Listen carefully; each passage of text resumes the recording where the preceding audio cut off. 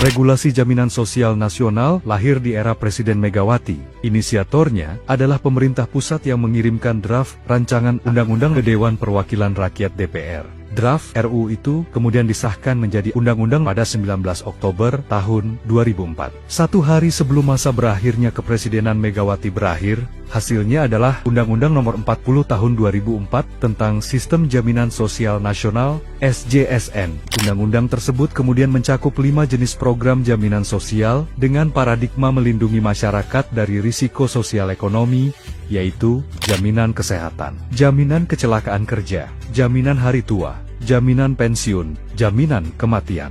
Semangat pengesahan Undang-Undang tentang Jaminan Sosial Nasional ini berakar dari amandemen keempat Undang-Undang Dasar 1945 tahun 2002. Kala itu ditambahkan pasal 34 ayat 2 Undang-Undang Dasar 1945 menyebutkan bahwa negara berkewajiban dalam melindungi dan memfasilitasi kesejahteraan sosial melalui sistem jaminan sosial. Adapun pasal ini merupakan implementasi konkret dalam menjalankan prinsip keadilan sosial yang ditekankan dalam Sila ke-5 dalam Pancasila. Pun secara paradigmatik, pengesahan undang-undang itu didorong oleh Presiden Megawati dalam mewujudkan gotong royong dalam berbangsa dan bernegara. Pemikiran Presiden Megawati kala itu, bahwa jaminan sosial itu bukanlah belas kasihan negara terhadap rakyat. Lebih jauh daripada itu, jaminan sosial merupakan hak konstitusi seluruh warga negara Indonesia yang dikelola dengan tidak mengutamakan keuntungan. Juga selanjutnya, dari regulasi ini pula didirikanlah BPJS di masa pemerintahan berikutnya.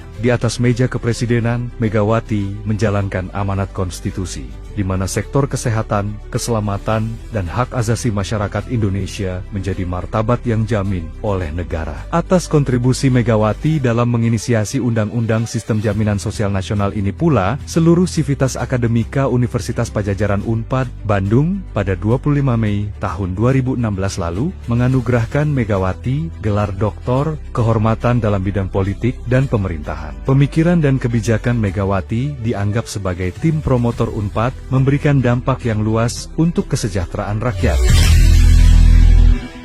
Para pendiri bangsa kita bukan orang-orang yang lugu atau naif. Mereka merasakan penjajahan. Mereka merasakan bahwa bangsa Indonesia ditempatkan derajatnya di bawah anjing. Mereka melihat dan merasakan kekayaan Nusantara ratusan tahun diambil oleh penjajah kita untuk memperkaya mereka.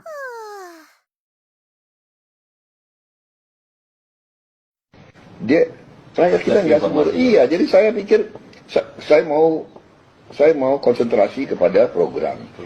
Jadi Indonesia ini nggak boleh punya pemimpin yang bersih dan kuat. Itu tidak boleh. Indonesia harus dipelihara dalam posisi sekarang. Sebagai pasar, sumber bahan baku. Indonesia, ya orang Indonesia itu pelayan. Dan itu intinya itu. Indonesia harus bodoh, pelayan, kacung. Orang Indonesia ini mau dipelihara sebagai kacung, pesuruh. Kamu boleh TKI, kamu boleh kerja di kebun. Asumsi bahwa Indonesia bubar 2030 itu jangan disalah sangkai bahwa Indonesia njur wis ra ono. Njur gedung-gedung ambruk kabeh, njur dadi uwuh kabeh kintir ning kali segara ora. Indonesia sangat jaya. Bisa jadi salah satu artinya. Gedung-gedung tinggi luar biasa, pertanian maju, ya produksi luar biasa, daya beli masyarakat juga lumayan. Indonesia akan jaya, Amerika akan jadi negara dunia kedua, second world country. Eropa akan jadi negara dunia kedua. Amerika Latin sama Afrika tetap negara dunia ketiga. Tapi Asia Pasifik termasuk Indonesia akan naik menjadi superpower, akan menjadi adik kuasa, pusat keuangan dunia dan pusat putaran ekonomi dunia. Masalahnya adalah kowe dadi jongos. Masalahnya adalah Indonesia dudu wekmu. Kowe dudu bos, kowe dudu Budi Hartono, kowe dudu Ciputra, kowe ra melu duwe mall, kowe ra melu ngatur Malioboro dadi apa. Kowe tergantung uripmu ming dadi cleaning service, satpam, banser karo supir kan gitu. Jadi yang dilakukan Joko menurut saya adalah ayo kita belajar menjadi penguasa atas diri kita sendiri. Ayo kita punya martabat. Ojo ngemis terus kayak ngene iki. Yang hilang dari bangsa Indonesia nomor satu bukan harta benda, tapi martabat. Tidak punya konsep tentang harga diri sama sekali.